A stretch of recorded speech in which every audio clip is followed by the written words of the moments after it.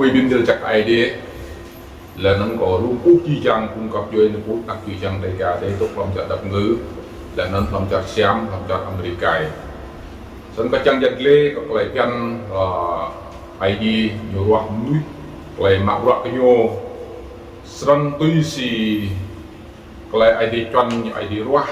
là nhiều lăng tụm núi nhiều lăng làm cái min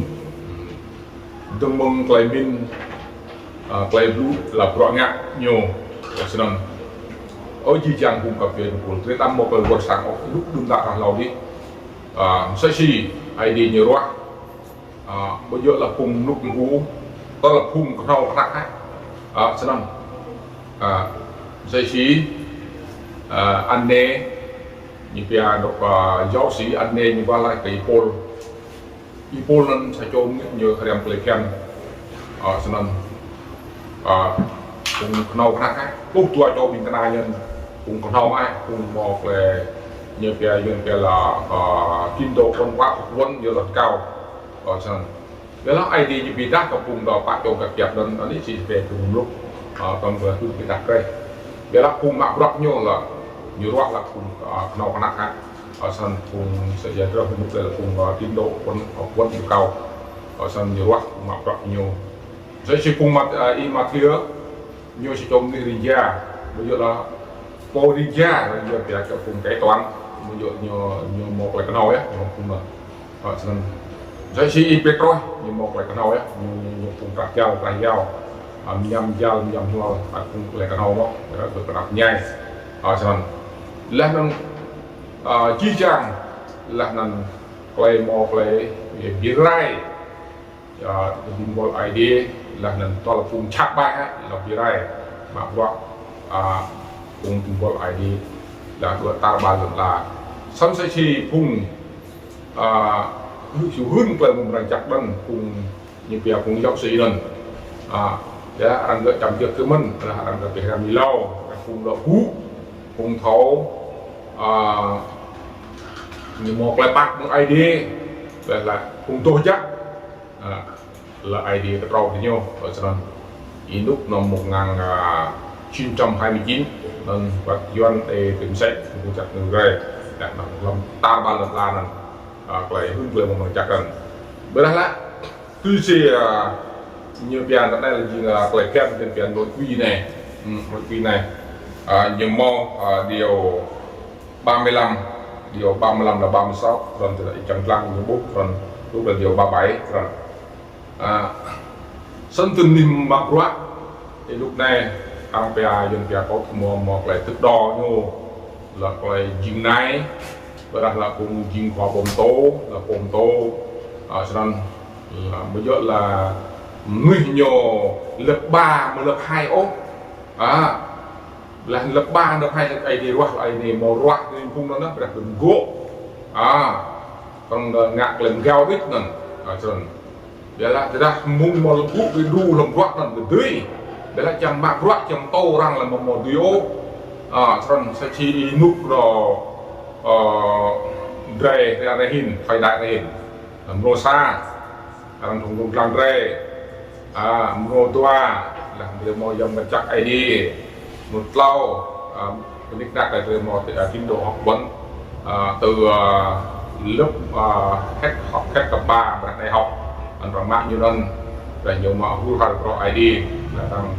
là nhiều một cái chít chua hút hạt đó nhiều tùy nào mà pro ID đang nhiều một chút chít chua hút hạt nó pro ID là rằng căn là nó mình rằng một mạng nhớ cho nên dia lah cùng nhớ là mình nhiều dân dia là đủ tí chuột nhớ đấy từng bằng bạc một phun được rong riết từ 40 tuổi trở lên mà đặt bồn tô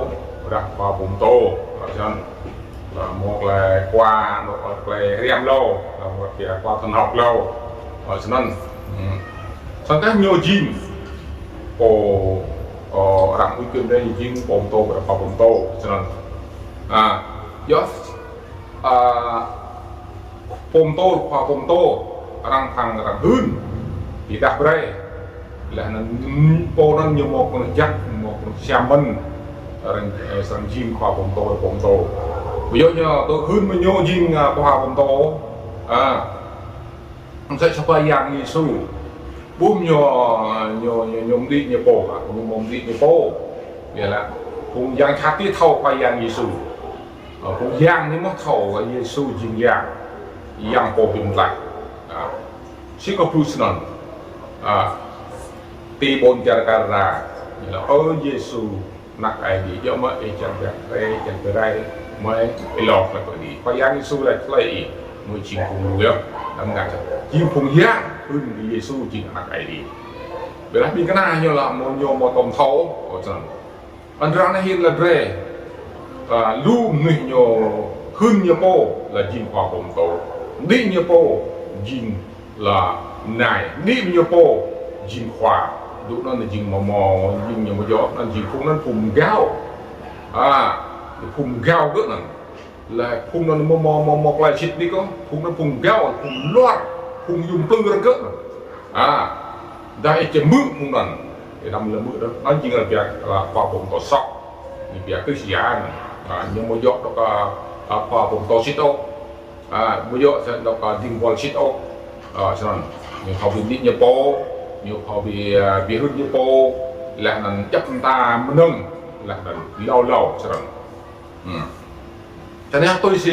quay rằng riêng rằng bút làm nhiều món nội quy này nên nhiều món nội quy này map rock idea tương mong cùng chinh khoa công tố tương mong bác có thun một cái lồng đi cho nên nhiều món có quay rapia đó là chinh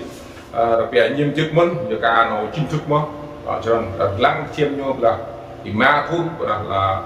bám thun là có thun đúng nên cái này chinh khoa công tố nó xịn này kia là cho nên nhớ rằng hiện là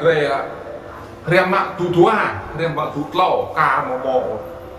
sẽ về đạo đức và đức dục là nên nó có lòng trí thức và nhận thức được mẫu là nên rè dùng tô răng là nên rè lại răng là nên đi một cái bộ lại thao đó đến dừng lại và hành cái bộ cho nên anh rè đêm cái là và bù lu ở đó cho nên anh nhá biết mà nó nhá thao bị ngã thành cổ thì biết nó nhá một là chói một là áo một là nai nó thấy dễ đọc cái đi đấy nước đôi chẳng đọc bây giờ để đọc cái đi là bây giờ chẳng cả một là hình ảnh hoặc là ô để đọc cái đi để chẳng biện pháp ngắt rồi một là cú rồi một là biện phụ tăng đấy các rồi một là biện pháp ai đi như bắp rồi tôi xin nhắc lên rút trong công việc làm mà tiêu cho tôi đó đâm rễ răng yêu đi chừng này đâm rễ răng yêu đi chừng khoa rồi một lần chẳng khoa rồi một sẽ chỗ này rồi một lần sẽ chỗ tao rằng lấy con đi như phố thành run nhiều lấy con run như phố là chẳng đi như phố đi nhiều rằng anh nhất còn chậm tạm tăng cái chi trang cụ thể về là một là minh bé về là một là nó ý thức bé là về là một là họ bị phá họ bị chúng họ bị cái răng càng rẻ doan bè là tin Chúa về yêu thương là tin Chúa về độc giúp đỡ lẫn nhau tin Chúa phải vuông phục là vuông phục giữa người và con người vuông phục là giáo phái này và đặc giáo phái đi hội thanh này hội thành đi rồi về một lần phụ là để đọc ai đi là tiếp đọc từ đọc cứ sang ai đi đọc như mọi cô ai á còn có ít mình chắc ai đi là để chắc cái gì chẳng cũng ra là tục mức là sọ thì pháp ra chắc giờ tới sang mạng được xem biết ít lắm á lòng đọc phán nội quy này gì biển nội quy để tăng rèm phân còn chưa đơn chữ amen.